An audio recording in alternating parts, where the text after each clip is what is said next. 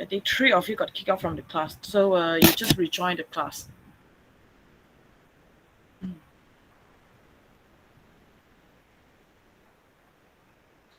Okay. But yeah, the recording is still ongoing. Haven't started yet.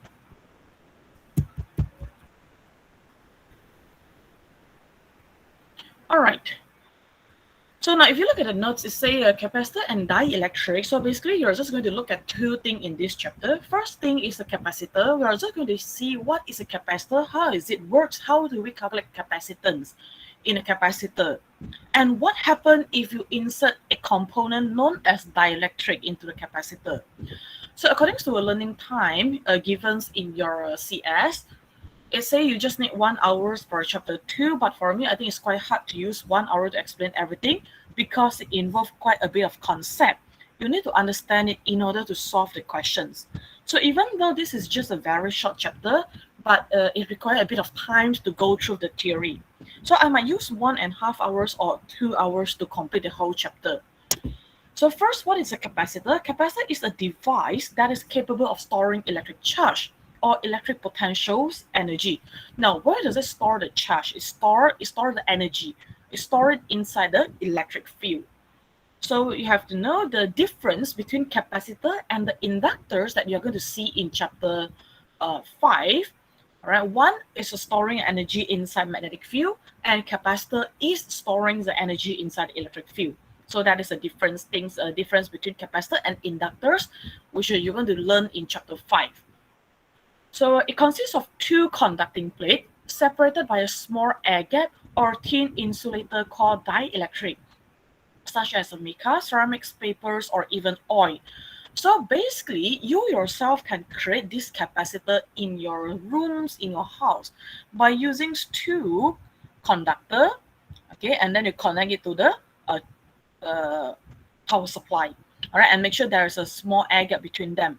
So when it comes to a capacitor, okay, when it comes to capacitor, so this is how you make a capacitor, all right, this is how you make a capacitor. You can even use two thin film, and then you place a inductor, a thin insulator, okay, not inductor, sorry, thin insulator, or a dielectric in between them. Then you can make a capacitor by yourself. All right, now this air gap, okay, air gap, well, air is actually a form of insulator. Okay, it is a form of insulator. So when we talk about capacitor, when you say there's an air in between them, actually the air is acting as insulator and it is preventing current flowing from one plate to the other plate.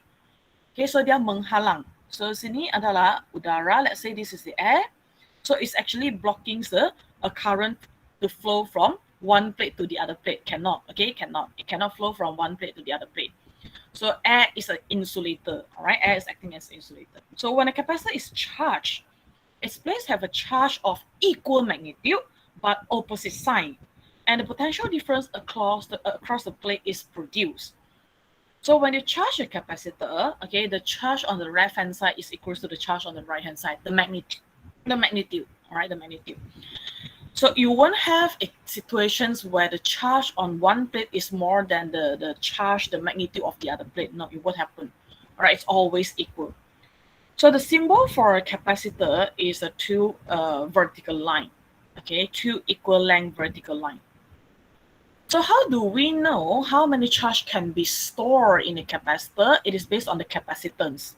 So capacitance of a capacitor is defined as the ratio of the charge on either plate, not the charge on both plates. Yeah, you are not looking at the total charge. You are looking at the charge on either plate, one of the plate. So let's say now if you have two plate, okay, you have two plate. Here is a plus 10 coulomb. Here is minus 10 coulomb. In our calculation, we just use 10 coulomb.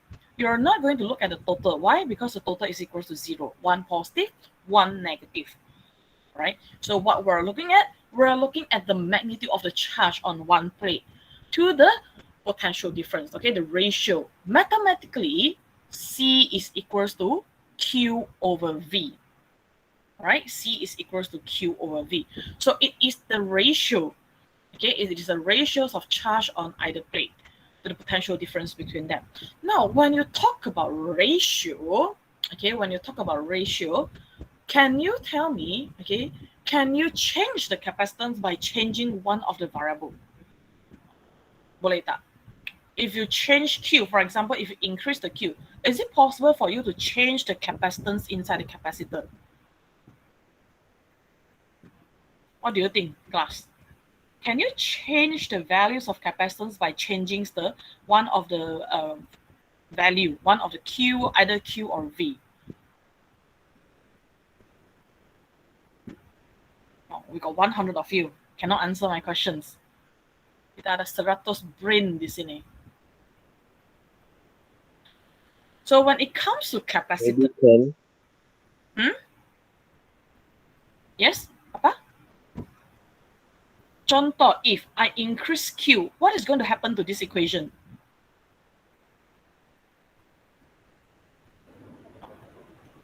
The V will increase. Then can you change the C by changing Q? Is it possible for you to increase the C? Possible. Possible. Yes, possible. No, actually that is wrong. All right. So this is a very common sense exam question. Exam like to ask you, how are you going to increase or decrease the capacitance of a capacitor? Now you cannot change capacitance based on this equation. Okay, you cannot change the capacitance by using these equations. Why? If you change Q, the things that you are changing is actually the V. C is just give you a ratio, and the ratio for the capacitance is fixed. As long as you're still using the same capacitor, you won't be able to change the capacitance by changing the Q or V. If you change Q, then V will change. If you increase the V, then Q will change. You won't be able to change the capacitance by manipulating the Q or V across the capacitor. Right? So keep that in your mind.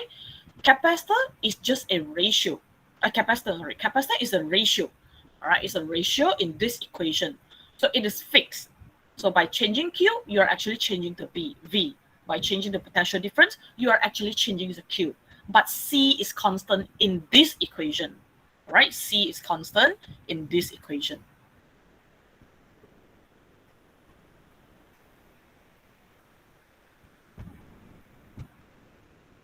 If, okay, if you are not changing the physical shape of the capacitor, okay, if you are using the same, if you are using the same capacitor, all right.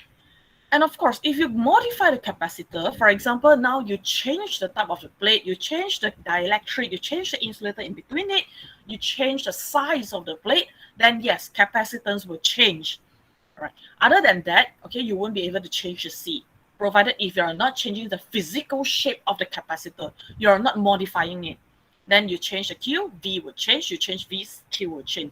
C is constant as long as you are using the same capacitor, you didn't change the physical shapes of it.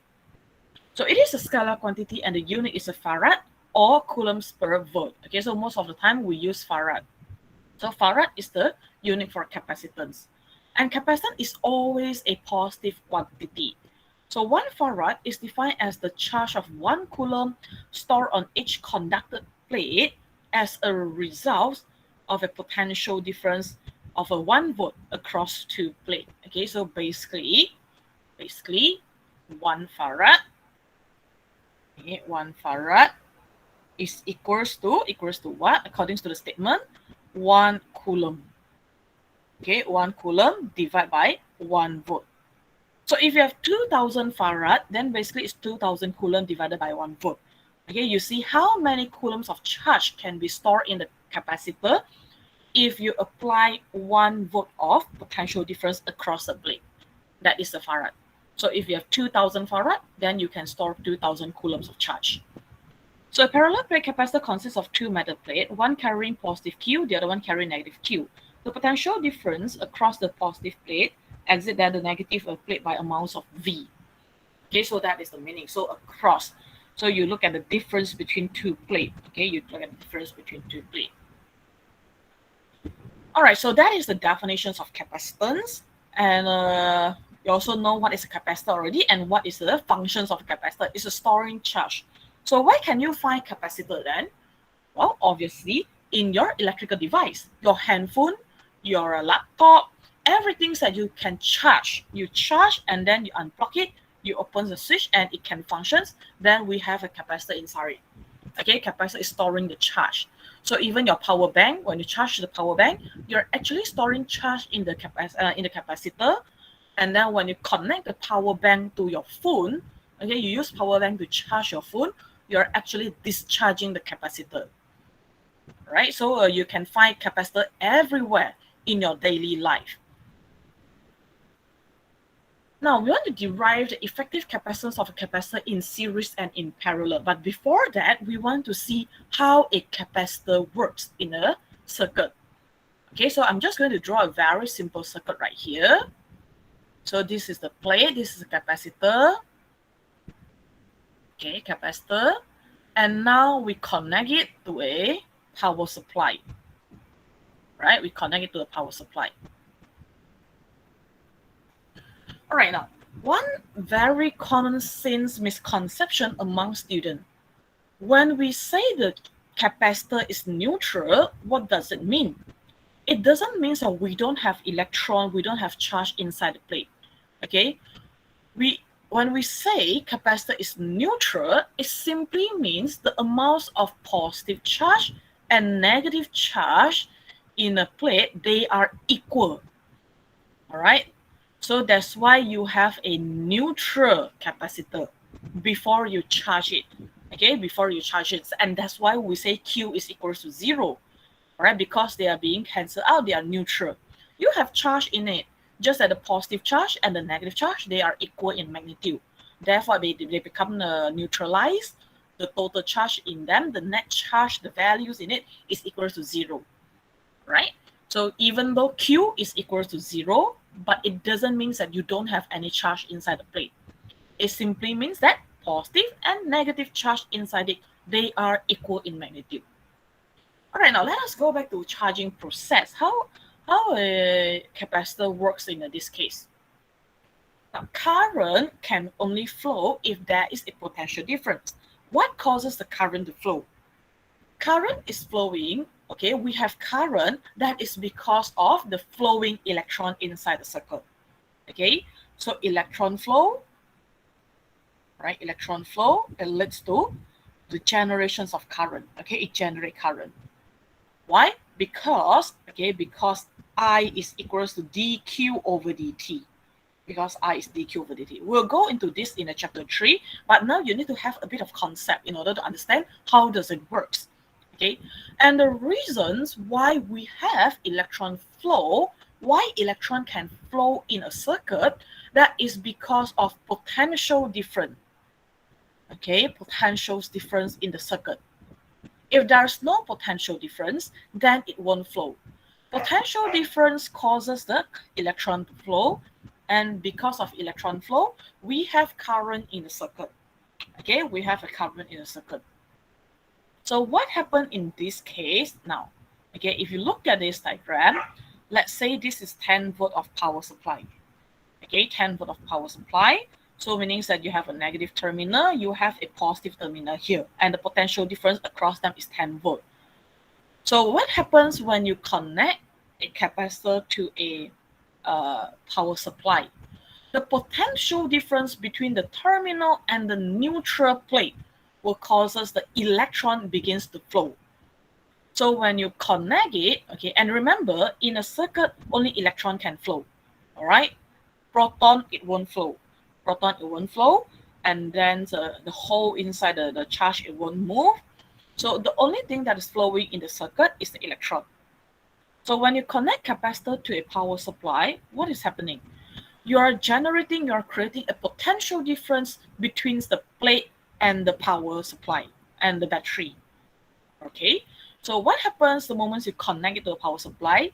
Electron, it begins to flow out from the negative terminal due to the potential difference between negative terminal and the neutral plate of the capacitor.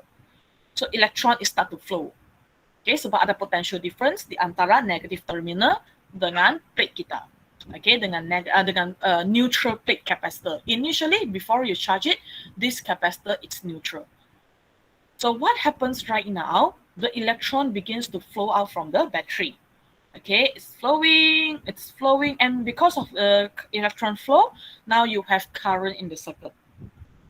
So this electron is flowing, and now it moves, okay, it enters the plate on the right hand side. Okay, it moves into the plate on the right hand side. So if you look at the amounts of the charge right now I have more negative charge than positive charge, and therefore this plate will become a negative plate. Okay, negative plate of the capacitor, negative terminals of the capacitor. And what happens on the other side? So on the other side, okay, now you have a neutral plate. It is being connected to a positive terminal. There is a potential difference across them. And also, because you have a negative plate on the right-hand side, it will actually generate a repulsive force that push an electron out from the other plate. Okay, now electron, it won't be able to jump. Why? Because you have insulator here. This is insulator. All right, this is insulator. So electron, it will just stay in the negative plate. And what happens on the other plate? The negative charge here, okay, this one, let's say now this one, it move out. Okay, it move out and leave the plate, and it moved towards the battery. Okay, it's moving towards the battery. So what happens on the plate on the left-hand side? Now you have more positive charge than negative charge. And therefore, the plate on the left-hand side is now acting as a positive terminal of the capacitor. That is because now you have more a positive charge than the negative charge. So electron, it moves to the battery, and this process will just keep going on until this capacitor is fully charged. So when is it fully charged? Okay, capacitor is fully charged. Oops, I don't want purple color, I want black color. It is fully charged. Okay, when VC equals to V supply. Okay, so what does it mean by VC? VC is the potential difference across the capacitor. So when VC is equals to this 10 volt, then we say it is fully charged. And at that moment, electron won't flow anymore. Okay, electron will stop flowing. Okay, electron stop flowing if it is fully charged. So if it is fully charged, electrons stop flowing, meaning that there's no current in the circuit anymore. Okay, it won't have a current, the current won't flow anymore because electron stop flowing. So if you look at this diagram, okay, if you look at the process, okay, every time when you have a one electron enter negative plate and you have one electron leave negative plate, so the magnitude of the charge, they will change at the same rate. Okay, so when this one is a positive one, this one is a negative one coulomb, then the other plate will become positive 1 coulomb. This one negative 2, this one positive 2. So both of them, they will change at the same rate. Okay, it won't have a different rate. So when it is fully charged, then the process stops, and that is what we call charging process. Okay, that is the whole charging process. So that is how a capacitor works. Now let us go back to see what is the relationship then. Why do we need to know the process in order to derive the equations? So now let's see what happens in a capacitor in series. In a capacitor in series, if you look at the diagram, they are just writing the same Q. Why? Because you are looking at the same charge, okay, same coulomb, I would say, okay, same round. So round one, what happened? Okay, round one, electron flowing out from the negative terminal. Okay, electron flowing out from the negative terminals, and then it will enter the plate, the negative plate of C2, and one electron will move out from the positive plate. Okay, one electron enters, one electron move out. And this electron will then enter the negative plate of C1, and one electron will move out from the positive plate of C1, and then it goes back to positive terminal of battery. So you only have one electron is flowing at a time. So every plate, they will have the same amounts of charge in every cycle. Okay, setiap pusingan, setiap kitaran, kamu cuma ada satu elektron yang tengah bergerak.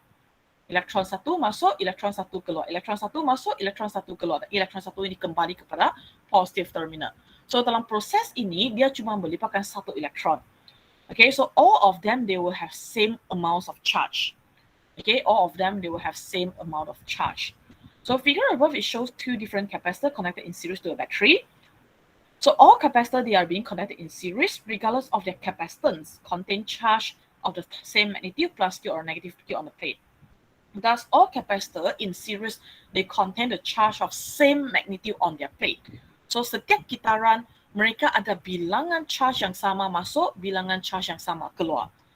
So in this case, okay, for one round, the total charge flowing in the circuit is equal to the charge in Q1 is equal to the charge in Q2.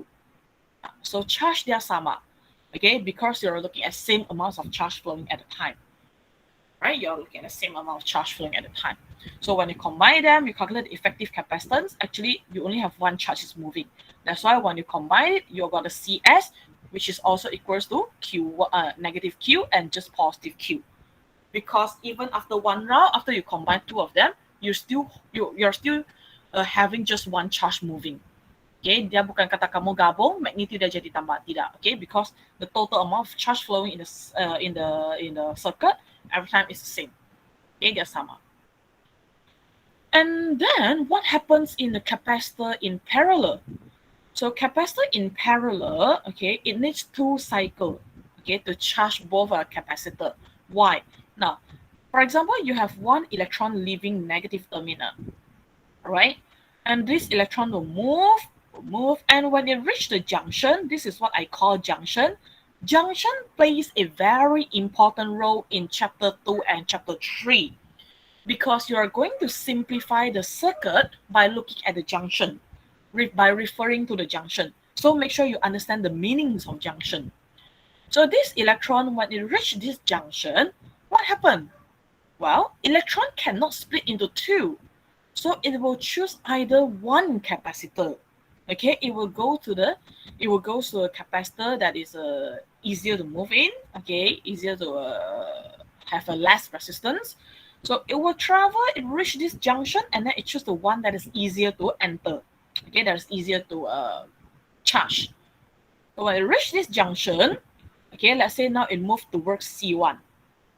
And then one electron leaving, okay, one electron leaving, and this electron then go back to a positive terminal of the battery.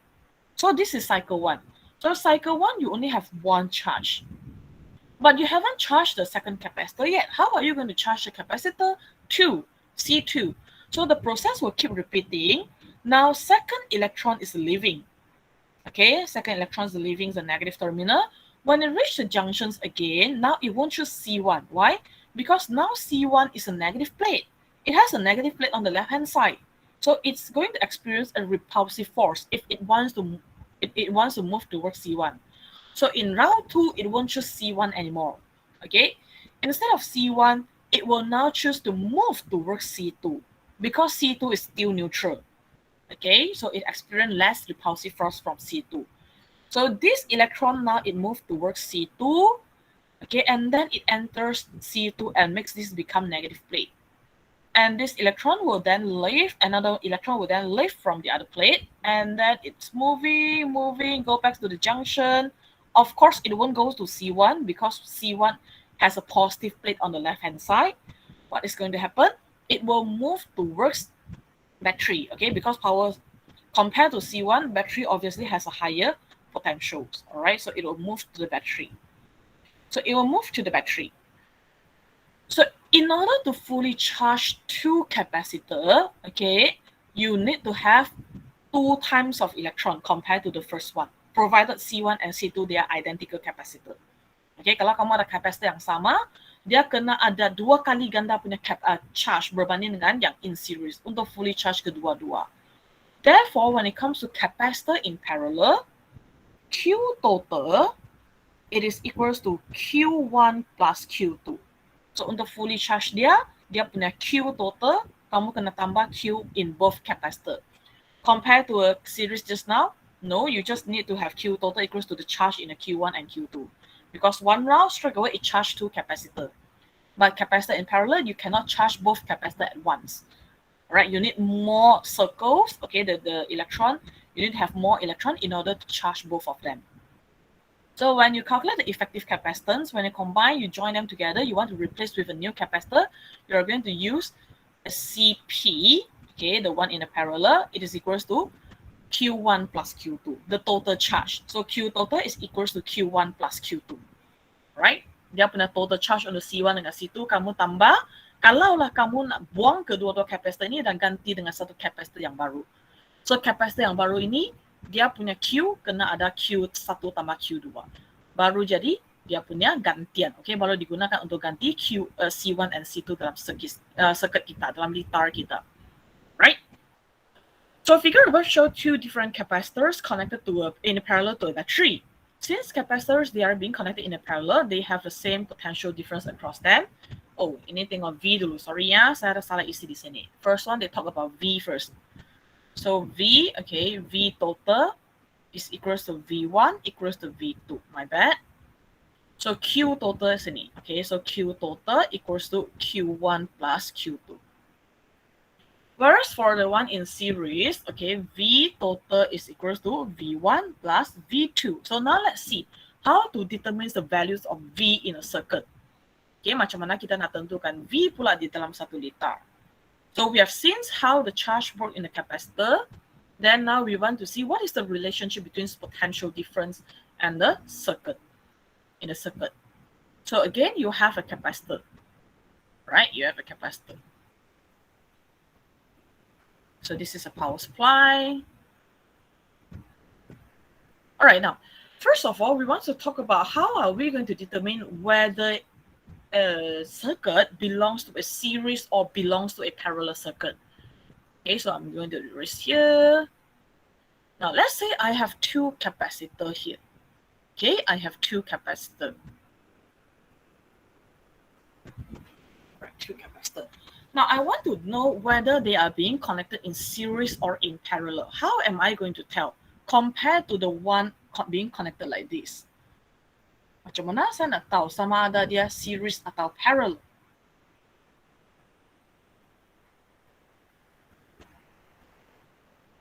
Okay, macam mana saya nak tahu dia series atau parallel? That is the first thing that we want to know. So you can determine whether it's series or parallel by looking at the leg of the component. What does it mean by the leg? Every component, it comes with two legs, or it comes with two terminal. Okay, dia datang dengan dua terminal. So this battery, you have a negative terminal here, you have a positive terminal here, right? So this is the leg. Okay, the leg of the negative terminal and the legs of the positive terminal. I'm going to call it leg to make it easier to understand. You look at the leg. If both legs are being connected to the same component, okay, they are being connected to the same component, to the same terminal, then that one we call it parallel. But if both legs, they are being connected to different component, then we say they are being connected in series. Okay, so this is your power supply. And now let's look at capacitor C1. One leg of C1, it's being connected to the power supply. And the other leg, it is not being connected to the power supply. It is being connected to C2. Okay, it is being connected to C2. So in this case, I would say they are being connected in series. Why? Because both legs of the power supply, they are being connected to different components. One leg is being connected to C1, and one leg it is being connected to C2. So it is not being connected to the same point, okay, to the same component. So in this case, I call this series circuit. Okay, you look at the leg. Okay, you look at the leg. Then how about the one on the right-hand side? Again, I have the power supply here. These are the legs that belongs to the battery. Okay, positive leg and negative leg. Okay, so now I connect it to junction. That's why I say junction is very important in this chapter. We always use junction. We always refer to junctions, okay, when we look at their leg. So both legs of the battery, okay, they are being connected to the junctions right here. Just now it's being connected to the junctions right here. Okay, ini saya panggil junctions lah.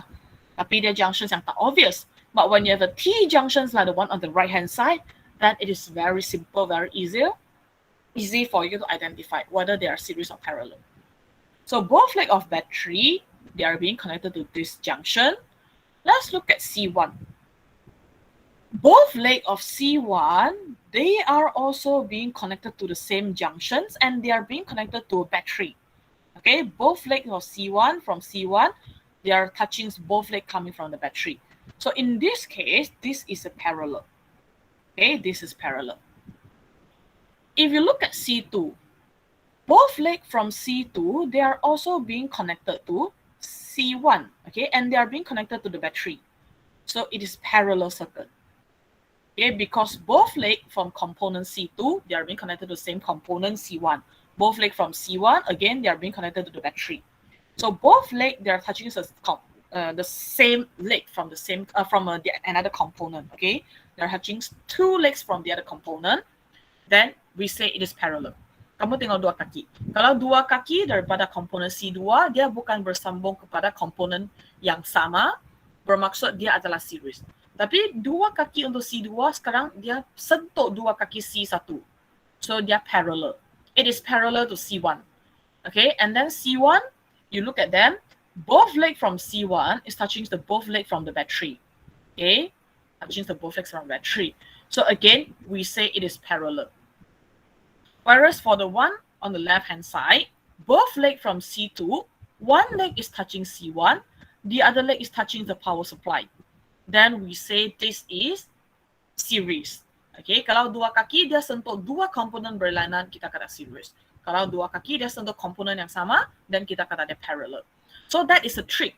Okay, that is the trick. How do we identify whether they are series or parallel?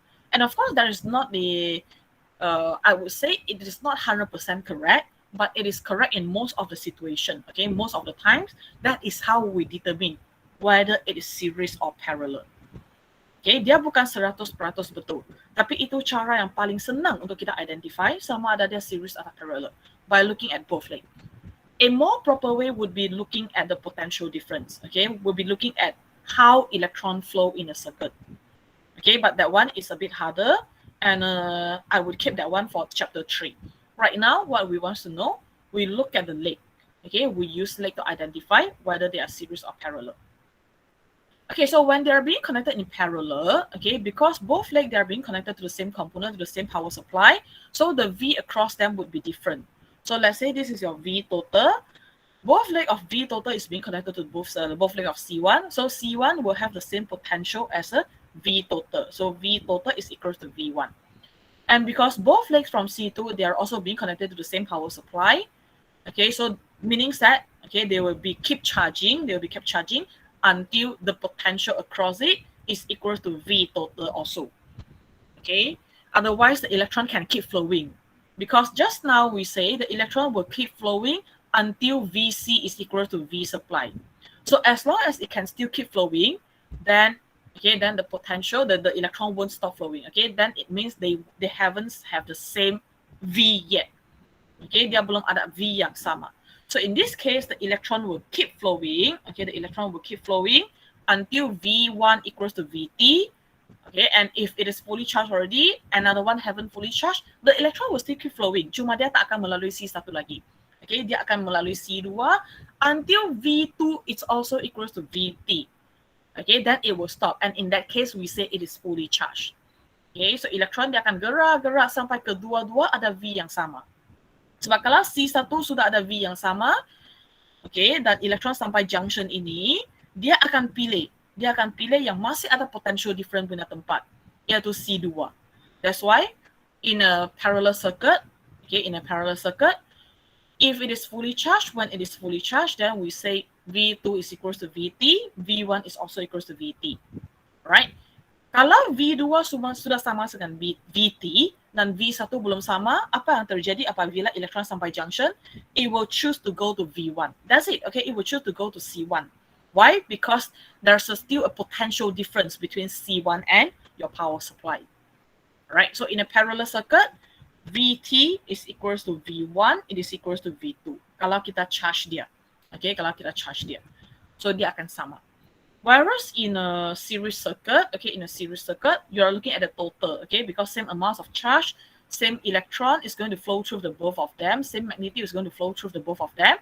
Therefore, we say Vt is equals to V1 plus V2, right? If it is fully charged, then done, okay? So this is your Vt, so this is your V1, this is your V2. So it is fully charged, then the potential from the both of them would be equal to the total potential just now, right? Okay, so that is how we determine the V and the Q in capacitor in series and capacitor in parallel, all right? So in series, Q, they are equal because you're looking at just one charge. Okay, one charge is changing in every single capacitor in every cycle. Capacitor in parallel, Q1 plus Q2 is equal to the Q total. Whereas when you look at the potential difference, Vt is equal to V1 equals to V2. When you look at series, Vt is equal to V1 plus V2. Now, how are we going to derive the equations then? You need to calculate capacitance. Okay, you need to calculate capacitance, the effective capacitance or the total capacitance in series and in parallel. How? How are we going to derive it? That is a question. So you look at these two given equations here. Okay, let's look at the one in series first. First one just give you the relationship Qt equals to Q1 equals to Q2. It's not not meaningful, all right? Because you have equal sign here. You cannot do any mathematical calculations here. So we are going to start our derivation from V, okay? Because it seems like a more legit mathematical equations. So Vt equals to V1 plus V2. So what are we going to do right now? Okay, we want to apply equation C equals to Q over V here. Okay, we want to apply the equation C equals to Q over V right here. So if you rearrange the equation, V is equals to Q over C. Okay, V is equals to Q over C. Then we plug it into the equation. Okay, we plug it into the equation. So if you plug it into the equations, what are you going to obtain? You will obtain V total is actually equals to Q1 over C1, okay, because of V1. So 1, 1, 1. And then V2 is equals to Q2 over C2. Okay, V2 is equals to Q2 over C2. So when it comes to this topic, it is always a good idea to keep the subscript. Okay, kamu kekal subscript dia. Because you cannot mix it. You cannot use Q2, C2 to calculate V1. Cannot. All right, Q2, C2 is for V2. So Q1, C1 is for V1. Always make a habit to write down the subscript. So V total is equals to Q1, C1, and then Q2 over C2 plus. And then, okay, and because you're looking at series circuit, it tells us what? It tells us Qt is equals to Q1, it is equals to Q2. So we want to reduce the amounts of unknown in our equation. How? By replacing Q1 and Q2 with Qt. Therefore, I can factorize it out because now I have same Q in my equation. I factorize it out and then I move it to the other side. So now I have V total divided by Q total equals to 1 over C1 plus 1 over C2. So total, it gives me 1 over C total. Okay, it gives me 1 over C total. Because C is equals to Q over V. If you have V over Q, then it is equals to 1 over C. Right? So macam mana dapat ini? C is equals to Q over V. So V over Q is equals to 1 over C. Therefore, Vt divided by Qt is equals to 1 over Ct. So in order to calculate total capacitance, or we call it equivalent capacitance, okay, equivalent capacitance, or some books they use effective capacitance. Okay, some books they use effective capacitance. So it is known as effective capacitance, equivalent capacitance, total capacitance. Tengok buku mana, okay? Tengok soalan dia. Semua dia, all of these, okay, they are referring to the same thing, which is your CT. So therefore, for any numbers of capacitor in series, 1 over CT is equals to 1 over C1 plus 1 over C2 plus ... If you have 10 capacitor, then you repeat it for 10 times. If you have 20 capacitor, then you do it for 20 times. Tambah sampai 1 over C20. Right? So that is how you derive the equations in a series circuit. And you need to know how to derive because it is part of your syllabus. And it once came out in the exam. Okay, derivations pernah keluar dari dekat exam. Dia minta pelajar derive equations untuk C. So this is how you do it, right? And then for the one in parallel, how are we going to solve it? If it is in parallel, again, we look at both equation. Vt equals to V2 equals to V1 is not it is not a very meaningful, right? We cannot do much in this equation. Therefore, we will go for another equations called Qt equals to Q1 plus Q2. Once you have decided which equations to use, basically you just repeat the same step. Okay, so by substituting C equals to Q over V into the equation. So now you have an equations with Q. So we want to rearrange it. Q equals to CV. Now you can plug this into the equation. Okay, plug it into the equation. Therefore, you obtain Qt equals to C1 V1 plus C2 V2. And since now you're looking at parallel circuit, Vt is equals to V1 equals to V2. So we can reduce the amounts of unknown by replacing V1 with Vt and replacing V2 with Vt. Once you have Vt and Vt, you can then factorize it out and rearrange it to the other side. Okay, rearrange the equations. So if you look at the equations now, you have Qt over Vt. Okay, so Qt over Vt, it is equals to Ct. Right, according to the definitions of capacitance, C equals to Q over V. Therefore, Qt over Vt is equals to Ct. So for any numbers of capacitor in parallel, the equivalent capacitance is Ct equals to C1 plus C2 plus dot dot dot. Okay, plus dot dot dot. Depends on how many capacitor you have in the questions. Alright, so now I give you a bit of time to write it down. Okay, saya bagi anda sedikit masa untuk catat benda-benda yang anda rasa anda nak catat. Okay, yang anda rasa anda perlu catat untuk membantu pemahaman anda. Okay, now it's 11:46. I give you until 11:50. So you write it down, especially the equations, and then if you want to copy the circuit, you want to copy the process, go ahead, tak ada masalah. Alright, just make sure you understand. Because if you cannot understand, then it will be hard for you to learn what happens if you insert a dielectric in the capacitor. Dia semua ada kaitan. Kalau bahagian ini kamu dah tak faham, yang seterusnya semua itu memang susah nak faham. Right? So if you have any questions, you may ask. If no, I give you some time to write it down and to do a bit of your own notes that can help you to understand the situation.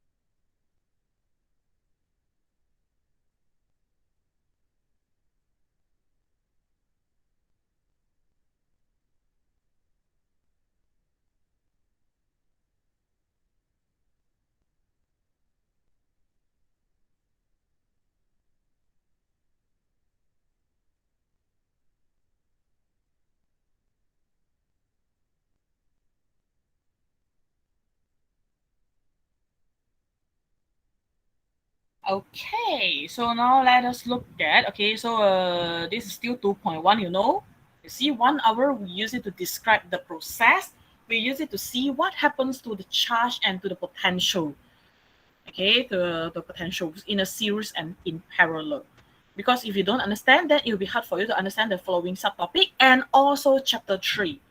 So in a Sem 2, chapter 1 until, I would say, until chapter 6, all these 6 chapters, they are closely related to each other. Okay, if you miss out one of the chapter, then it will be very hard for you to understand the other chapter. Okay, so dia semua saling berkaitan. Kalau kamu tercicir saja satu, nanti especially bila sampai chapter di belakang sedikit, kamu semua akan lost.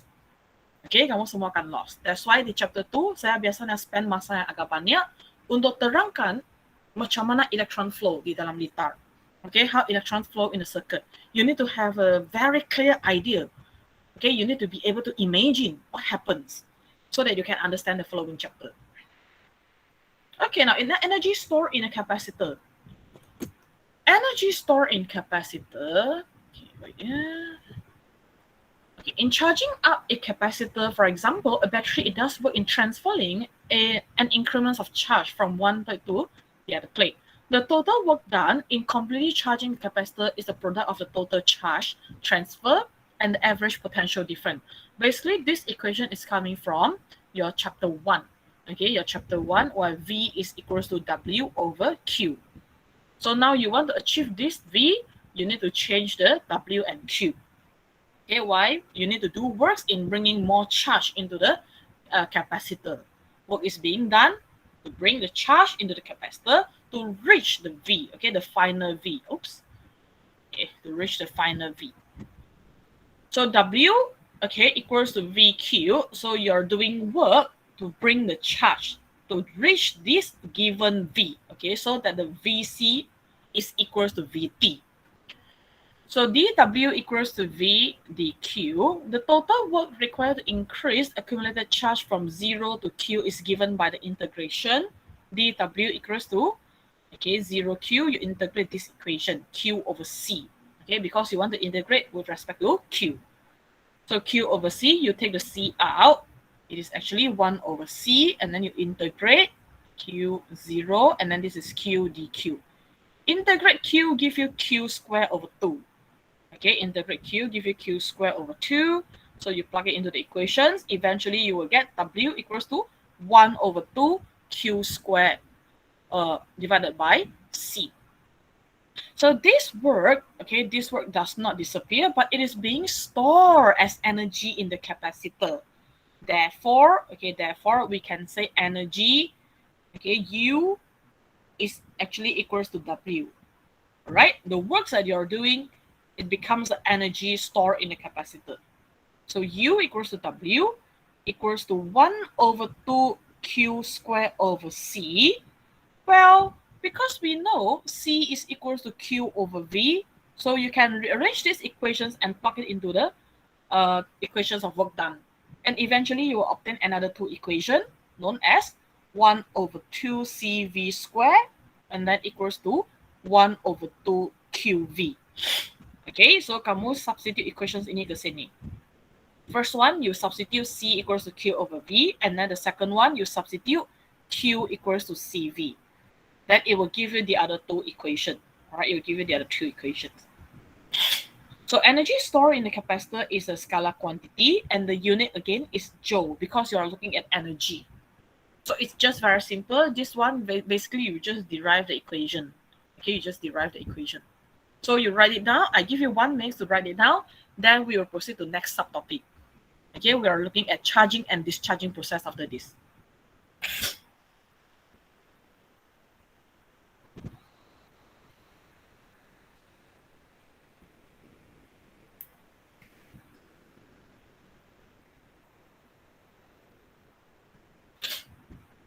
Right, so ini satu equation saja, kamu fill in the blank.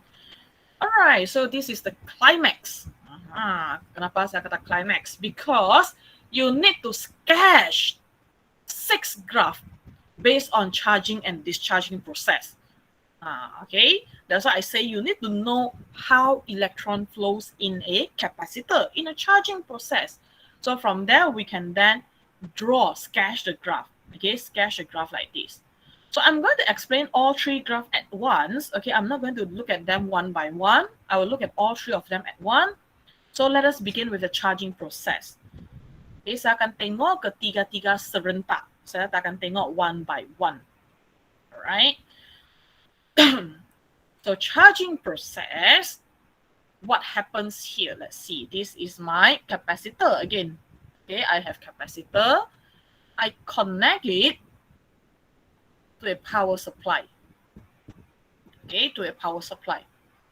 Just now we look at what happens in one cycle. Now we want to look at whole process until it is fully charged. So what happens here? All right, I'm going to add a switch. Okay, I'm going to add a switch here.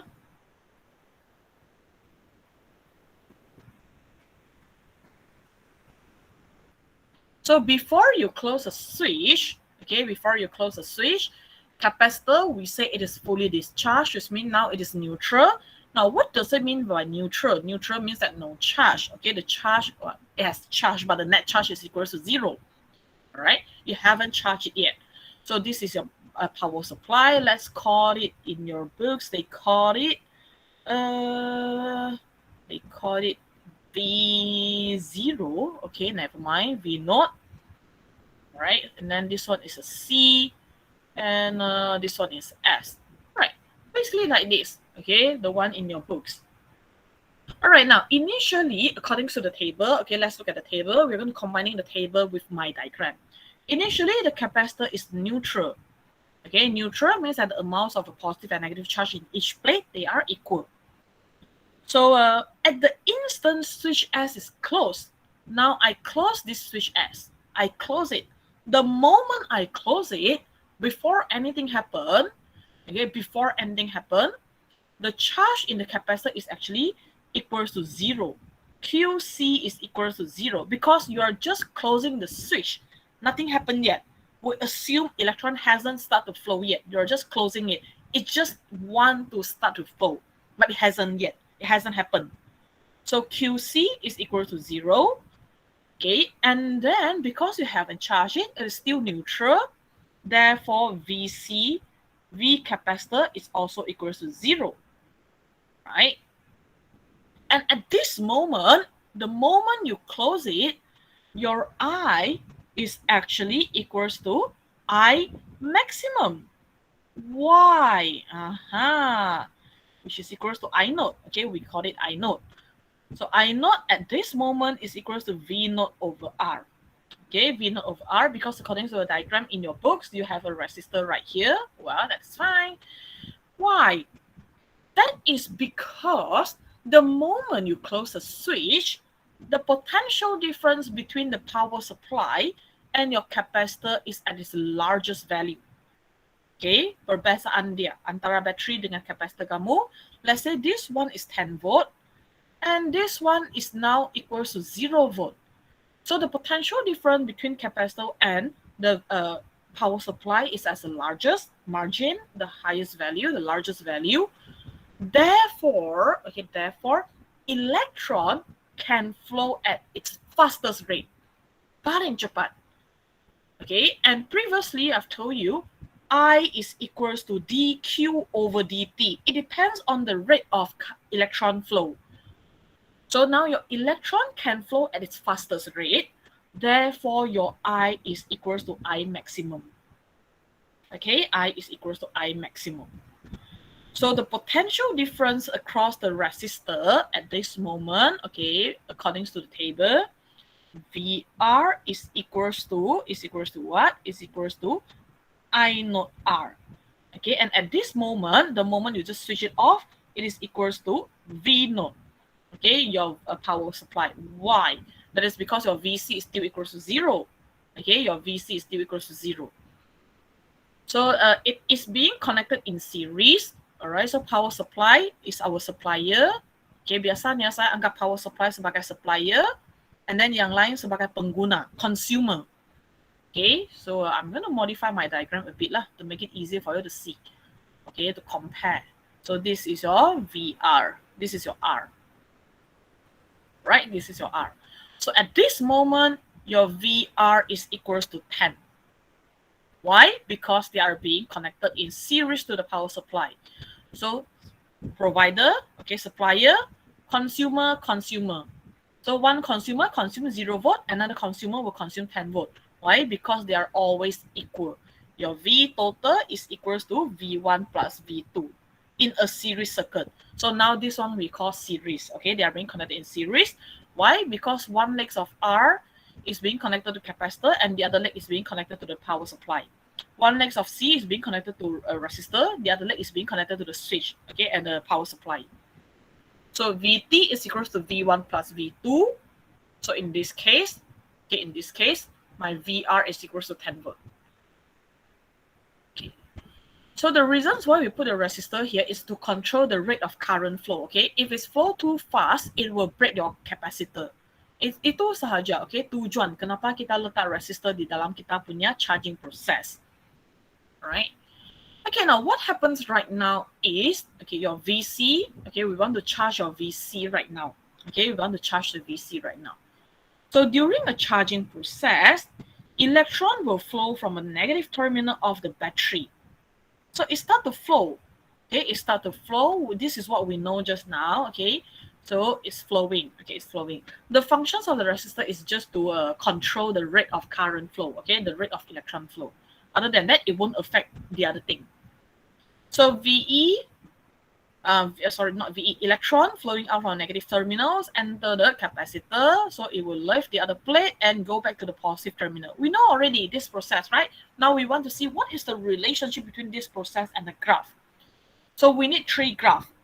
The first one, okay, the first one is Q against T graph. The second one is V against T graph.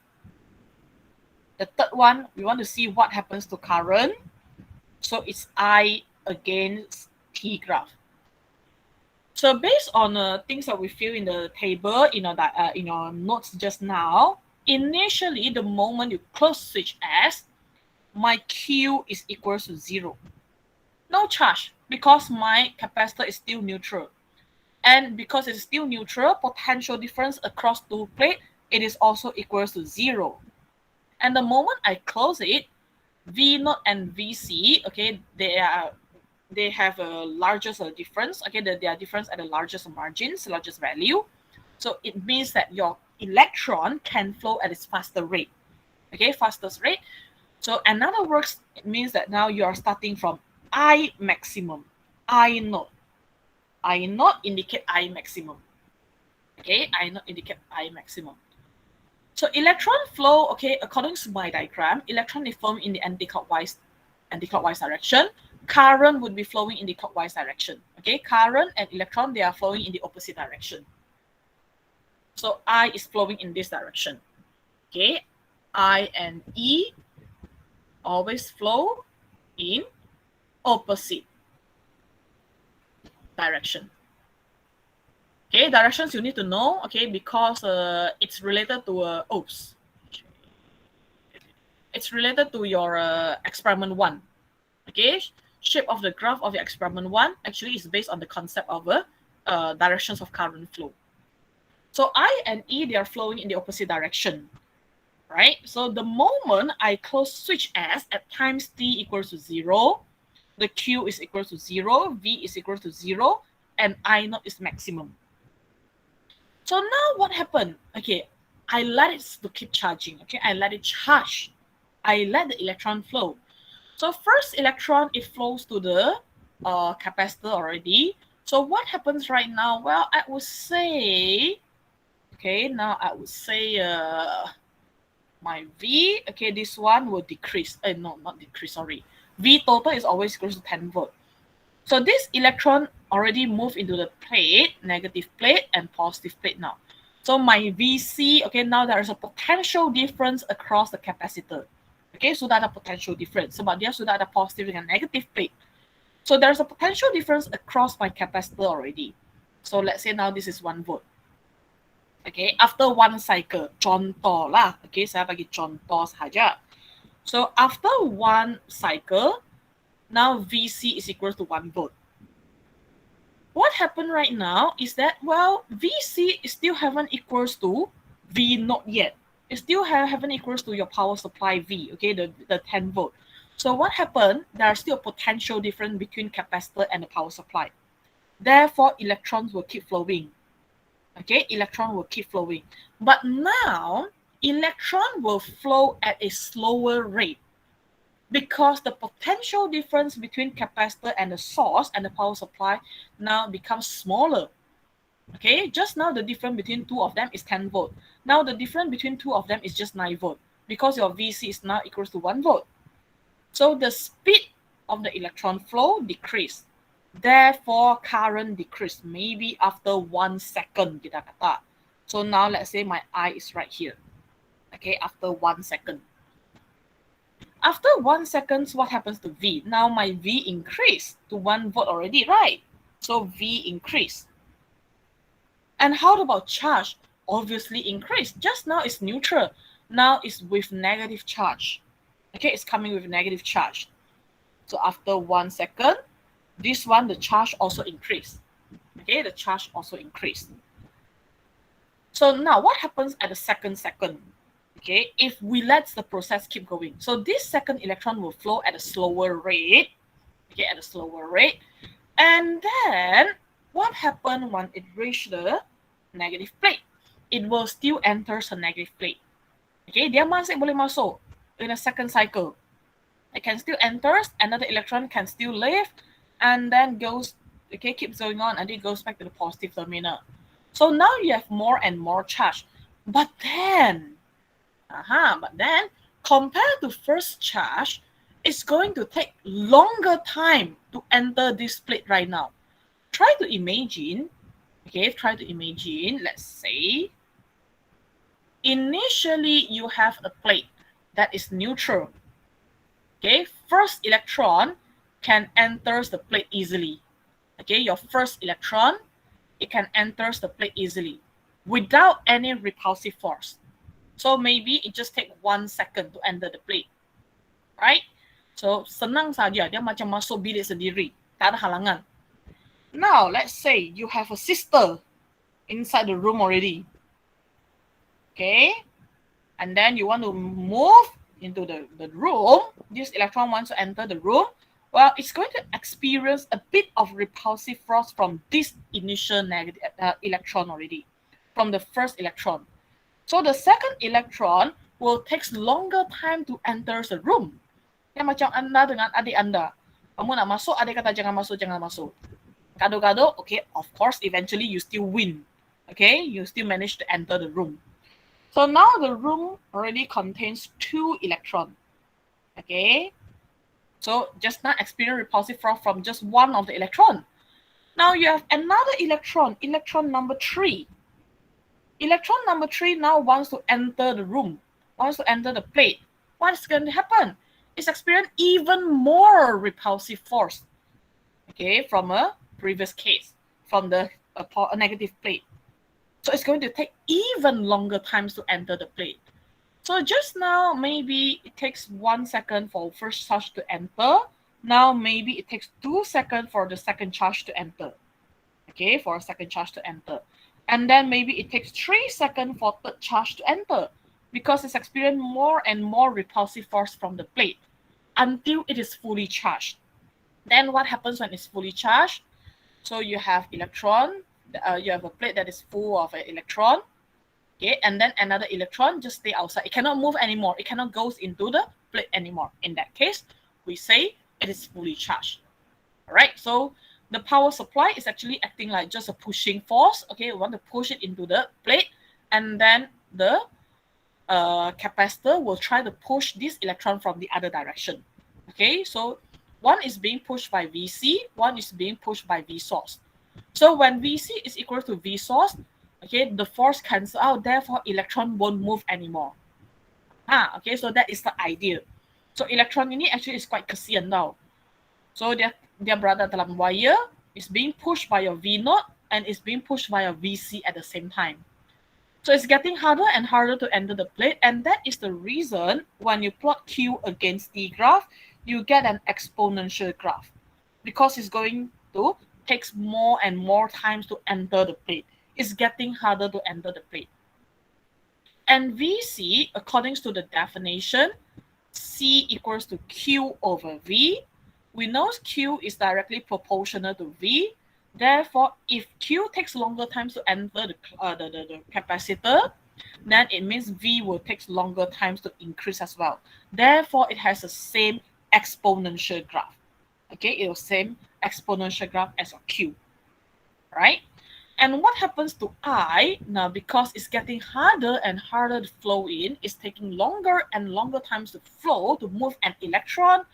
Therefore, you also have an exponential graph, but it's in the opposite direction. Okay, it's in the opposite direction. So this is the reason why you obtain the shape of the graph like this. Okay, dua yang ke atas, satu yang ke bawah. Because it's going to take more and more times to travel. The electron is getting harder to travel in the circuit. Right, so you have exponential graph for Q, exponential graph for V, and then an inverted exponential graph for I. Now, one more thing, right? Don't let the graph touch touch x-axis. Okay, it won't touch. Okay, it won't touch x-axis. Why? Now, because it's going to take forever for the last electron to reach your capacitor. In reality, actually, it is quite impossible for you to achieve Vc equals to V naught. Okay, because the last electron will take forever to reach. So it will just move very, very, very, very slow. Okay, that's why in your experiment 1, in your Amali, it just asks you to record the value for I naught until 0.05 I naught. Because it would be quite impossible for you to reach 0 I. Okay, 0 current. The last electron will take forever to reach. Okay, because it's experiment pushing force from the battery and then a pushing force from the capacitor. Okay, so push, push, push, that cancel out. Maybe you have just a 0.0000001 volt is pushing it. So dia akan bergerak macam kura-kura. Okay, it will take forever to reach 0. So when it comes to graph sketching, you won't let it touch x-axis. Okay, jangan bagi dia touch x-axis.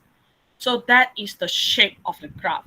Okay, that is the shape of the graph in a charging process. Right. So now I give you a bit of time to digest the content, okay, to understand it before I proceed to discharging. Right, saya bagi kamu sedikit masa, you go through it. If there's anything that you don't understand, you may ask before we proceed to a next discharging process. Okay, discharging process, you also have 3 graphs here. So we are going to go through all 3 graphs again. Okay, we are going to go through all 3 graphs again. So charging process bagi anda tengok, nanti kita tengok discharging. So if you have any questions, you may ask.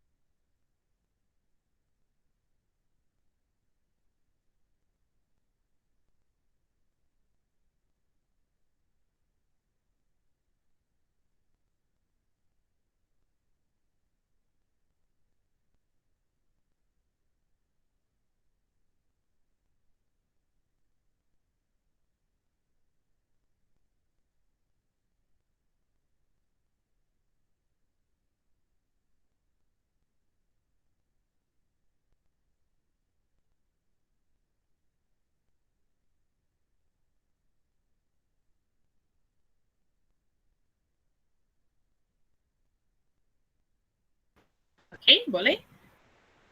So sekarang kita tengok discharging process. One charging is discharging, anda faham? Nanti kita masuk ke dielectric. Dielectric dalam masa 15 minit boleh habis dah. Okay, kalaulah anda faham konsep dalam electric field. Okay, so I'm going to erase this one first. Okay, I assume you have everything already. Okay, because I need to draw the diagram again.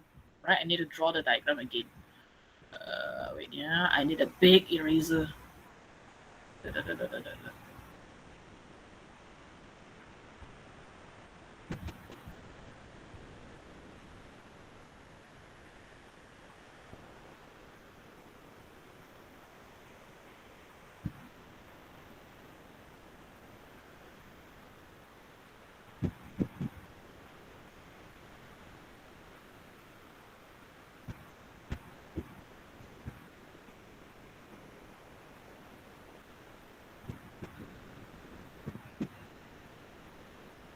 Okay, so now let us look at discharging process. So discharging process, again, we need a circuit, but now you remove the power supply. Okay, you remove the power supply. And then again, you need a resistor to control the speed of a discharging process so that you won't spoil the capacitor. Switch as usual. Okay. And then again, we are going to look at 3 different graphs. Q against T, V against T, and then I against T. All right, now you still have a same capacitor. You're still using the same capacitor, and now this capacitor is fully charged. VC is still equals to V naught because it is still fully charged, right? And because it is fully charged, we say at this in your capacitor. So we start, okay, when you switch off, okay, when you close the switch, when the switch is off, okay, when you close the switch, the moment you close the switch, the information that we have in the circuit is this capacitor.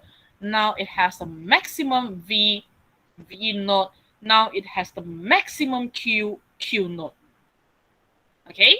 And the moment you close the switch, what happens to I? That would be the questions. So the moment you close switch S, okay, what happens to I?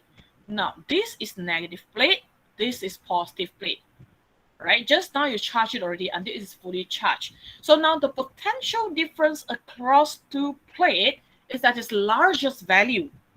Okay, so potential difference antara positive plate dengan negative plate sekarang ada pada nilai terbesar because now you already fully charged the capacitor. Okay, so at this moment, electron will start to lift because there's a potential difference between the positive and negative plate right now. Okay, so now this is the moment you close the switch. Okay, kamu tutup switch ini. Right, kamu tutup dia. Now it's a complete circuit, okay, external circuit. Of course, current and the electron won't jump from negative plate to positive plate.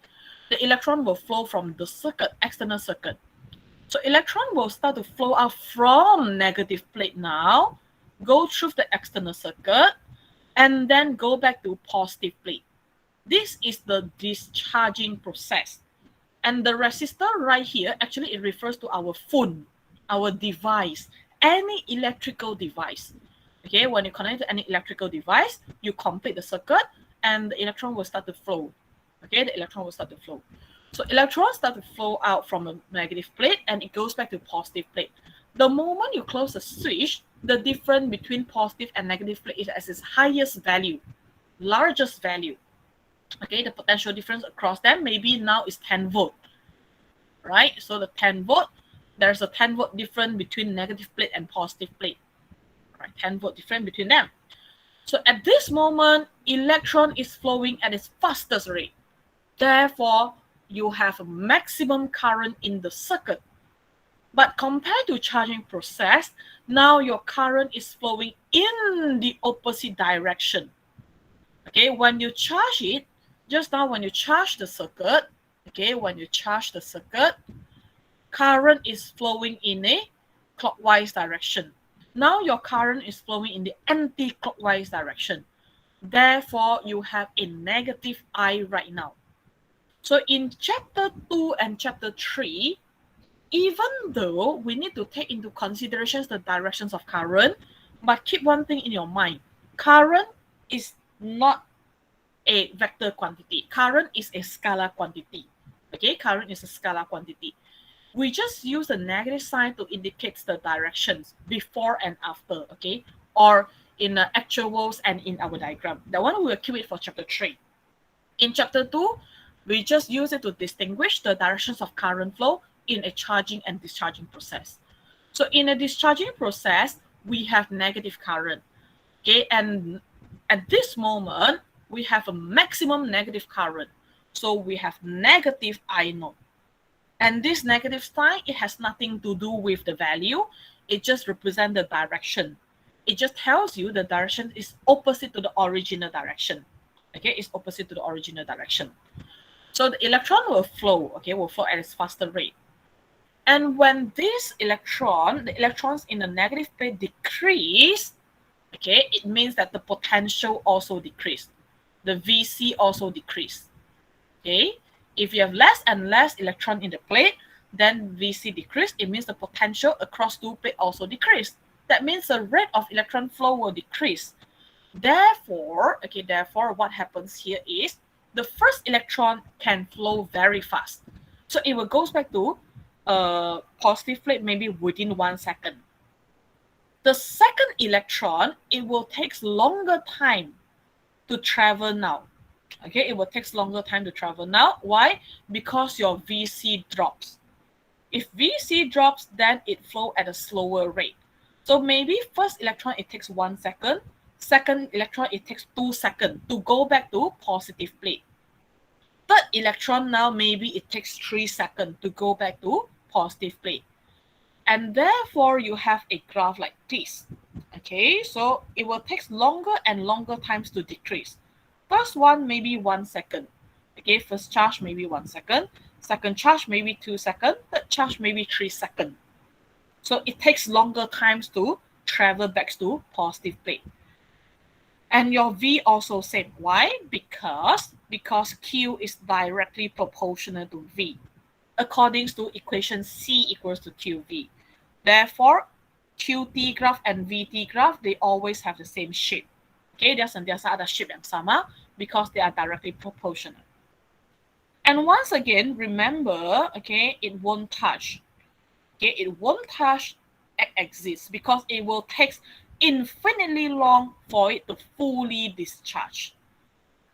Okay, it will take infinitely long for it to fully discharge. So dia akan ambil masa yang sangat panjang untuk fully discharge. Alright? And whereas for your I, okay, again, it's the same. As the electron flows slower, I will decrease. Okay, I will decrease, but it's still flowing in the opposite direction. Okay, it's still flowing in the opposite direction. Therefore, you have a graph like this. Right? It's still flowing, but it's flowing in the opposite direction. Okay, it's flowing in the opposite direction. And again, it won't touch x-axis. Okay, it won't touch x-axis. So that is how you sketch the graph in a discharging process. So if you understand what happened in charging process, then you should be able to imagine what happened in a discharging process. All right. So it gets slower. It takes slower to move. Okay. It gets slower. Therefore, I decrease. So Q and V also has a shape like this. So let us go back to the table. Figure shows the circuit at times t after a switch is closed and allows the charge capacitor to begin discharging. There's no battery in this circuit right now because you are not going to charge it. If you put a battery, it means you're going to charge it. So at the instant, when the switch is closed at times t equals to 0, the charge on the capacitor, like I told you just now, is at its maximum value. So QC is equals to Q naught and VC is equals to V naught. Okay, we look at what happens in your capacitor. So during a discharging process, electron from plate B begins to flow back to plate A until they become neutral again. Okay, that's why it used the term neutralize. So when part of the positive charge on plate A is neutralized by B, the charge on capacitor is decreased. The magnitude is dropping. Okay, the magnitude is dropping. So therefore, you obtain a graph as shown in the diagram. So again, I give you 1 minute, 1 or 2 minutes to write down the informations right here. Okay, proses dia tak rumit dah. Kalau anda faham charging, discharging sepatutnya pun boleh faham. Alright, so kamu tengok, kamu catat sikit, and then we will proceed to the next page. Okay, saya akan bagi kamu semua equation. So basically, we are done with 2.2. Sorry, okay, we're done with 2.2. 2.2 is all about charging and discharging process. And after this, you just have to look at the equation. All right, you just have to look at the equation.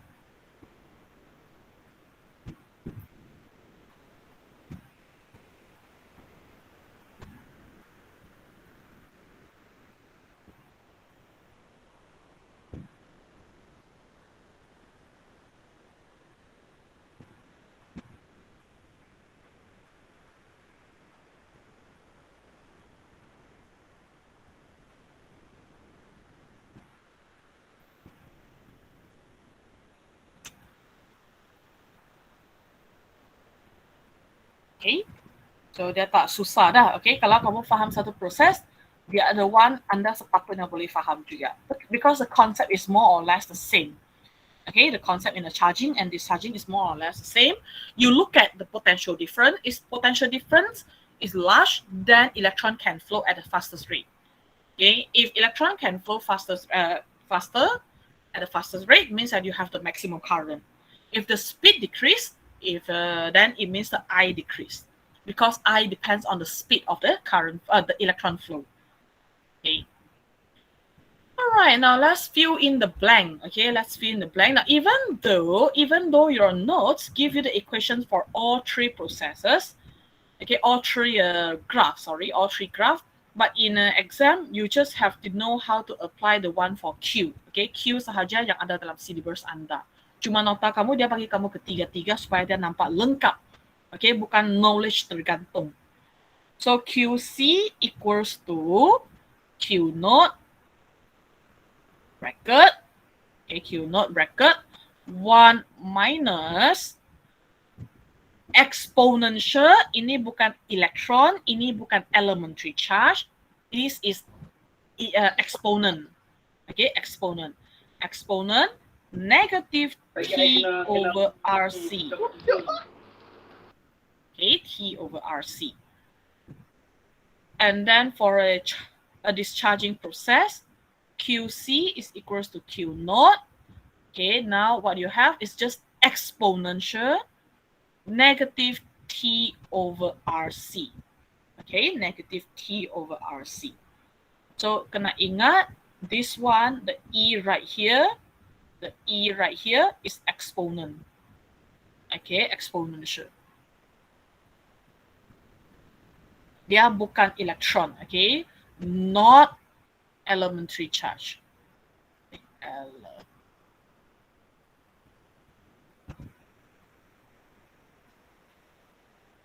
Okay, not elementary charge, not electron. Okay, not electron. Memang kerap nampak pelajar buat silap di sini. Okay, this E is actually exponential. Exponent, okay, exponential. And then for V, okay, because Q is directly proportional to V, okay, this is the relationship that we know. Therefore, the equation is also the same. Oops. VC equals to V naught bracket 1 minus exponential negative T over RC. So VC equals to V naught exponential negative T over RC. Okay, negative T over RC.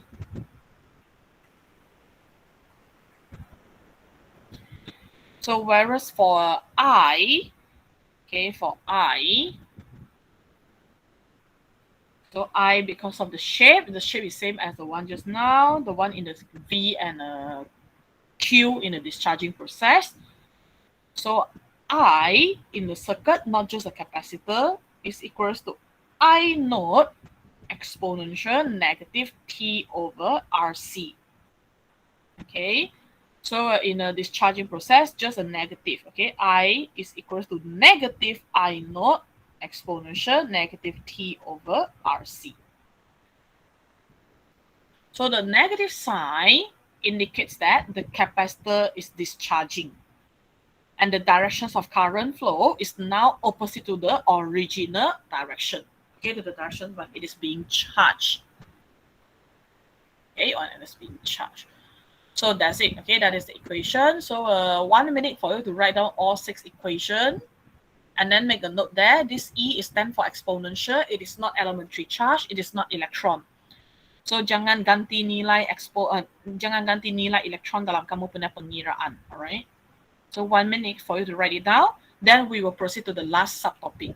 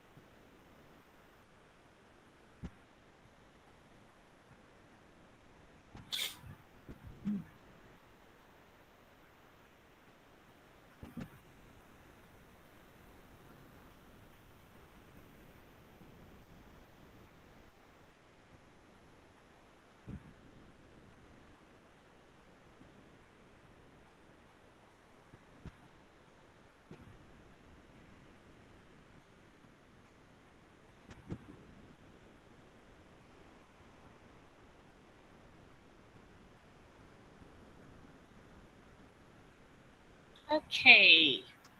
So let's look at, one more thing, time constant. So what is time constant? Time constant, this is the equations, okay, the equations. In a many electrical circuit, it contains both resistor and capacitor. The product RC is known as a time constant. So tau is equals to RC.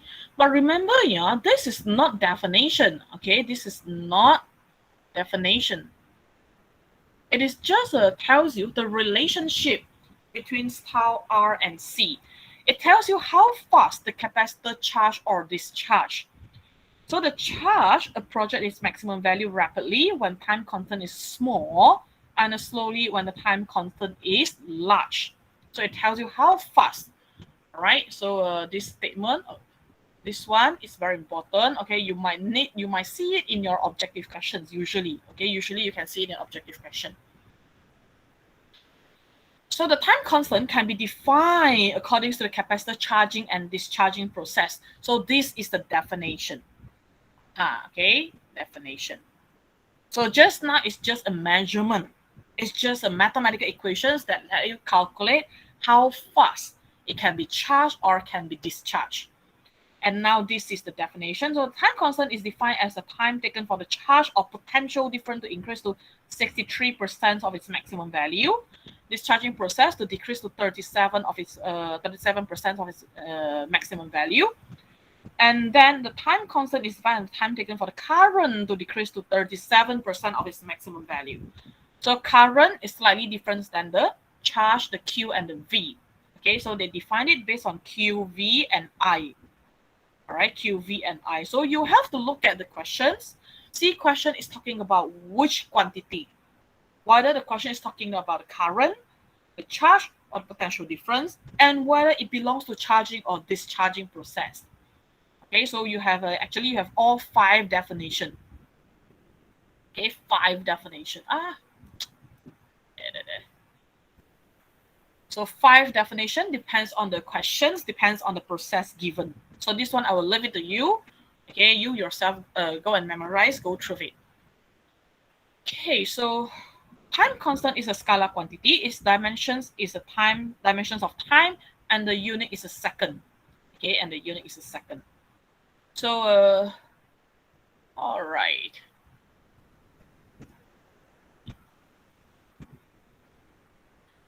So that one, I will skip it, okay, because it's all about calculations. Now I'm going to focus more on 2.3. Okay, time constant, we can leave it for a tutorial class. I want to focus more on dielectric because now in this dielectric, you need to know what happened with, okay, what happens when you close a switch with and without dielectric. What happens if you insert dielectric into the capacitor? So dielectric is defined as a non-conducting or insulating material that you place in between the plate. Okay, so you have connecting wire, and then this is a dielectric. You place it in between the metal plate. When a dielectric, such as a rubber, glass, or wax paper, is inserted between the plates of a capacitor, the capacitance increased by a capacitance, okay, which we call dielectric constant of the material. So you have you can increase the capacitance by inserting dielectric, and we will see why after this. So in definitions, okay, when it comes to a capacitor, C node, okay, without dielectric, you can determining the capacitance by using C node equals to epsilon naught A over D. Okay, if you insert a dielectric, then it tells you capacitance increase by this factor, epsilon R. So epsilon R is just a factor without any unit. Okay, without any unit. It is a dimensionless quantity because it's just a factor. Therefore, what we have right here, if you insert a dielectric, C is equals to epsilon naught A over D, but now it increased by a factor epsilon R. Okay, therefore you can rewrite it as epsilon A over D, where epsilon is equals to epsilon naught epsilon R. Okay, so it's given in here. So here, right? So C naught is equals to epsilon naught A over D. C is equals to epsilon A over D. But be extra careful, dielectric constant is a dimensionless quantity. Dimensionless quantity. Okay, it is just a factor. It is unlike your permittivity. Permittivity and permittivity of free space of a permittivity of free space and permittivity of dielectric material. These two, they have unique. Okay, they have unique. So you need to look at the list of a formula to see what is the unique. But dielectric constant is just a factor. A factor is a dimensionless quantity. So don't get mixed up, okay? Epsilon and epsilon naught and epsilon R, these three, they are different thing. Okay, these three, they are different thing. Especially the last one. Last one is just a factor. Okay, just a factor. So no unit. Okay, no unit. This two is a constant value, is a constant with unit. Alright? So jangan keliru, okay? Jangan keliru. Now, quite often questions like to give you epsilon R. So you yourself have to know how to calculate epsilon, right? So this one, okay, just the definition. And now, why is it important to know, okay, to understand this equation? Because, well, previously, according to the definition C equals to Q over V, I told you Q and V won't be able to affect, it won't affect the values of capacitance. So the things that can affect the values of capacitance is actually these two equations. Okay, you can manipulate the values of capacitance by changing the physical structure of the capacitor. So what is the physical structure? You look at the capacitor, now you have two plates. Okay, you have two plates. So the distance between the plate is D. So by changing the distance between the plate, yes, you can change the capacitance. And then area of the plate. Okay, so this is the plate. So the plate comes with area. So this is the area. So by changing the area of the plate, which is the physical structure of the capacitor, yes, once again, you can change the capacitance, right?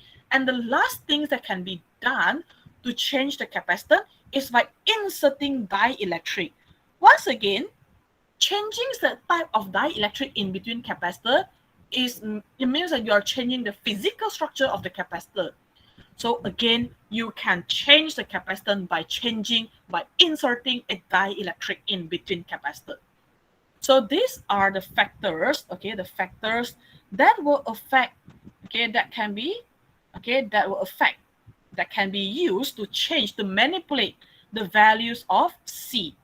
Okay, that can affect the values of capacitance. Whereas C equals to Q and V, you won't be able to change the capacitance by changing the Q, by changing the V. All right, this is just a ratio. A ratio won't affect the values of capacitor, but the physical structure can affect the values of capacitance. All right. So questions quite often they like to ask you to identify, okay, the factors, okay, or they ask you what can be done to increase the capacitance of a capacitor, what can be done to decrease the capacitance of a capacitor.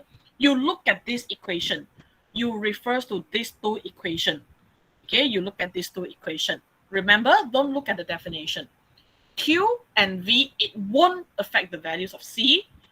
C can only be changes by changing its physical structure, okay, which is by looking at this equation. It's based on this equation. So if you increase the values of epsilon, then you can increase the capacitance. Okay, if you increase the surface area of the metal plate, you increase the capacitance. If you increase the distance between the plate, then you decrease the capacitance. Less charge can be stored. All right. So the advantage of inserting dielectric between the plate of the capacitor, okay, now these are the advantages, is you can increase the capacitance. Why? Because you're increasing the epsilon. Okay, you're increasing the epsilon by a factor of epsilon r. So in inserting dielectric, you can increase the capacitance, and therefore you can increase the maximum operating voltage. Means that you can increase the power supply voltage. Why? So when you have capacitor, you connect it to the power supply. Okay, this capacitor actually it can only withstand up until certain voltage. If it exceeds the maximum voltage of this power supply, then what is going to happen? Electron will be able to jump from positive plate to from negative plate to positive plate. Okay, so our maximum of our operating voltage, actually we have to control it. We cannot use too high voltage. Okay, for example, this capacitor can only withstand up to 5 voltage. Then your operating voltage, you can only use 5 volt. But by inserting dielectric, now it's getting harder for electron to jump from negative plate to positive plate. Therefore, we can increase the operating voltage. Okay, kita boleh increase kita punya supply voltage now. Why? Because it can withstand higher voltage right now.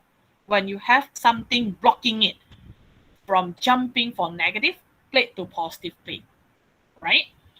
And then it provides a possible mechanical support between the plate, which allow the plates to get closer together without touching each other. So imagine if you have two plates, you want to place them as close as possible without dielectric, just air in between them. Sometimes you don't know whether they are touching each other or not. Okay, but if you have a dielectric in between them, then you can just close your eye and then put two plates together. You're for sure that they won't touch each other because now there's an insulator, there's a dielectric in between them. Okay? Kalau cuma udara saja, kamu tak tahu sama ada dia sudah sentuh atau tidak. Kamu tak berani letak dia close to each other. But by having a dielectric, you just close your eye and you place them together, and you know for sure they won't touch each other because there's something blocking them from touching each other. Okay, so you can now allow the plate to get closer to each other without touching. Okay, therefore you can decrease the distance, the D between the plate, and increase the C. So these are the advantages of dielectric. Okay, increase the capacitance, and then increase the maximum operating voltage, and then you provide the mechanical support. So dielectric constant, epsilon R, is defined as the ratio of the capacitance of a capacitor filled with dielectric to the capacitance of a capacitor without dielectric. So in generals, in mathematicals, okay, mathematically, epsilon R is equal to C over C naught. Okay, C over C naught. That is the definition. And then it is a dimensionless constant, dimensionless unit, okay, no unit, because it's just a ratio. So for formula epsilon R, so epsilon R is equal to C over C naught. We know C is equal to epsilon A over D, and then C naught is equal to epsilon naught A over D. You plug it into the equations and you obtain another relationship, epsilon over epsilon naught. And we also know that C equals to Q over V, okay, and then therefore C naught is equals to Q over V naught, okay, Q over V naught. So it is equals to V naught over V, which is equals to E naught D over ED, which is equals to E naught over E.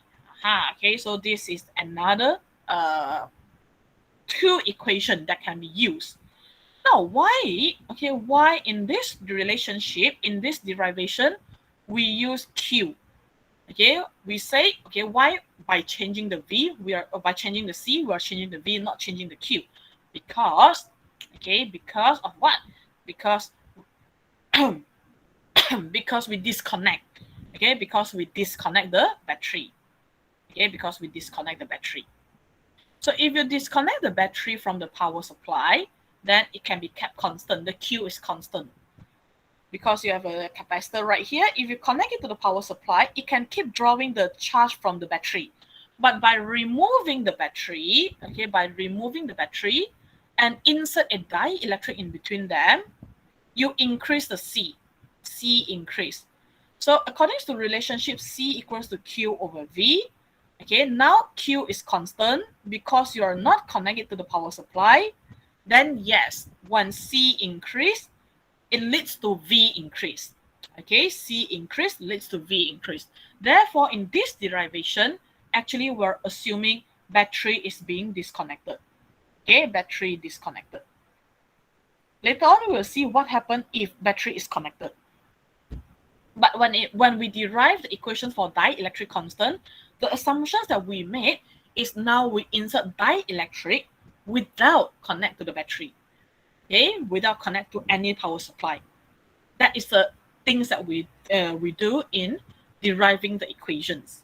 So epsilon r is equals to C over C naught. From C over C naught, if you sub these two equations into C over C naught, then you obtain epsilon r is equals to epsilon naught and epsilon. Okay, epsilon over epsilon naught. And from the definitions of C equals to Q over V and relations of V equals to V and E, which is V equals to E D and V naught equals to E naught D. Okay, you kept the distance between the plate constant. Distance tak berubah. Okay, D constant. Okay, D constant. So these two relationship is because battery disconnected. And then these two equation, distance D is constant. Okay, D is constant. Battery disconnected leads to Q constant. And then these two, we assume D is constant. So in all these derivation, we have made some assumption. Okay, kita ada buat sikit assumption dalam semua derivation ini. So from the definition of C equals to Q over V, blah, blah, blah, okay, you got this set of a derivation. As conclusion, epsilon R actually can be calculated by using 4 different methods. First one is based on the definition C over C naught. The second one is the equations that you derive from C equals to epsilon A over D, which is epsilon over epsilon naught.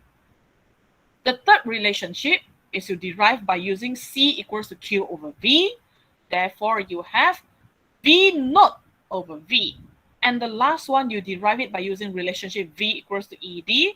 And therefore, we can also calculate dielectric constant by using E naught over E. Right, E naught over E. So these are the equations that we can use to calculate epsilon R, to calculate dielectric constant. So dielectric constant, we have the 4 equations. Okay, so this equation is very long.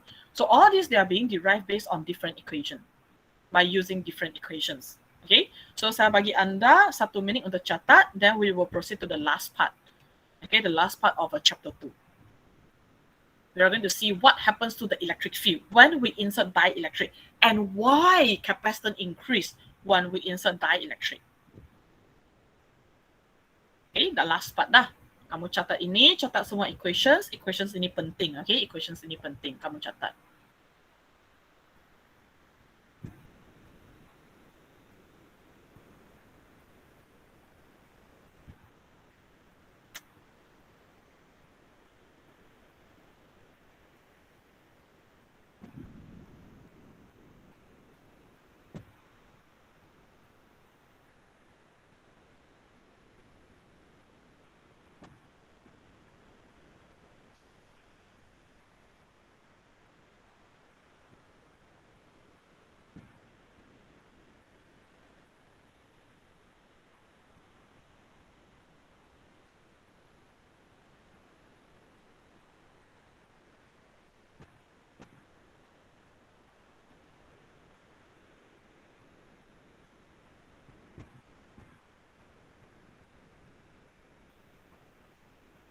All right. So now let us move on to the last part, the reasons why capacitance increase when we insert dielectric. Okay. So if a dielectric is inserted between the plate of a capacitor, the capacitance can increase markedly because of the way in which the dielectric alters the electric field in between the plate. So this initials the original figure. It shows you the electric field inside an empty capacitor. So inside here now, right now, you only have air. Okay, so the field lines pointing from positive plate towards negative plate. And this is the dielectric material. Okay, this is a dielectric material. Initially, it contains a lot of polar molecule. Okay, and then they are randomly oriented. Okay, unpolarized. So dia bergerak secara random. Okay, dia tidak susun dengan teratur. So random orientation. Okay, random orientations, or we say unpolarized. So initially, you have only electric field in between the plate, and then you have a dielectric that is not yet polarized, okay, unpolarized. What happens when you place this dielectric into, place this dielectric into the capacitor? So when you place it into the capacitor, okay, it will become like this. So the dielectric in between, okay, now this part is dielectric here, this part is dielectric. Dielectric, now it becomes polarized. Okay, when such molecules are placed between charged particles of capacitor, the negative ends of the polar molecule, they are being attracted to positive place, and the positive end, they are being attracted to the negative plate. So positive surface charge of the dielectric, and this is the negative surface charge of the dielectric. Okay, so they are being nicely placed, okay, oriented now. So as a result, the dipolar molecules tend to orient themselves end to end. So now it's being arranged nicely, and they will have their own electric field inside it. Okay, dia akan ada electric field sendiri. So because of the end-to-end orientation, the left surface of the dielectric becomes positively charged. Okay, so this part becomes positively charged, and this part becomes negatively charged. The other side becomes negatively charged. Okay. So a reverse electric field is being set up in dielectric, and therefore they cancel out the electric field produced by the charged parallel plate. Okay, by the charged parallel plate. So to make it easier to see, I'm going to redraw it. Okay, so this is your capacitor.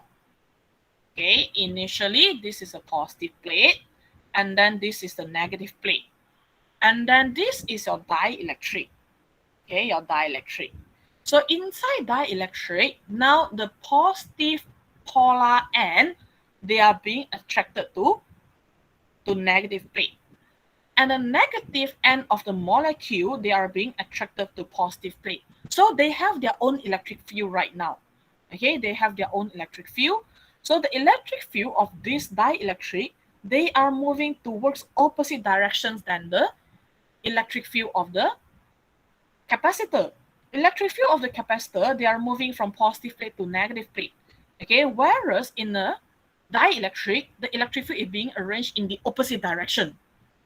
So the electric field will then cancel out the electric field coming from the plate. Okay, so electric field in between the plate now decrease, because they are being cancelled out already by this dielectric. Okay, by this dielectric. So initially, if you look at the original first diagram, maybe you have 10 electric field line in between positive and negative plate. But in the last diagram, in this second diagram, now you have less electric field line. Okay, less electric field line. So as a result, the resultant electric field between the plate decrease. Okay, so E total now, okay, E total now is equals to E without dielectric minus E dielectric. Okay, so E total drops. E total drops, okay? E initial minus E dielectric. So E final drops. And since E equals to V over D, okay, V decreased because we didn't change the distance between the plate. By adding dielectric into the capacitor, you are not decreasing the distance between the plate. Okay, the distance between the plate, they are still the same. What you are changing is the net electric field, is the total electric field in between the plate. So since E equals to V over D, by inserting dielectric, V decrease. Okay, V decrease. So without battery, okay, if you disconnect it from battery, so Q constant. So when a dielectric is inserted between the charge parallel plate, V decrease, and as a result, your C increase. Okay, as a result, the C increase. But if you connect it to the battery, okay, if you connect it to the power supply, well, it will keep charging the capacitor. Okay, so we will say V constant. So with battery, V is constant. So when V is constant, what happened? So Q will increase because it will keep drawing the charge from the source, from the power supply. Okay, so V is being kept constant. So V constant, then it means that C is directly proportional to Q. So as Q increase, your C increase. So basically, it plays with an equation C equals to QV. But now because C changing, okay, so we look at how the other two factors will affect it. Okay, how the other two affect it. So yang penting, the important things here is you have to know, if you disconnect from the power supply, keyword disconnected, then Q constant. Ini benda yang kamu kena tahu dalam pengiraan. If it's connected, V constant. Why? Because the moment you insert dielectric, VC drop, yes. But because you connect it to the power supply, it will keep charging the capacitor until VC is equal to the V power supply again. Therefore, we say it is constant. Okay, therefore we make a conclusion, say that now your V is constant.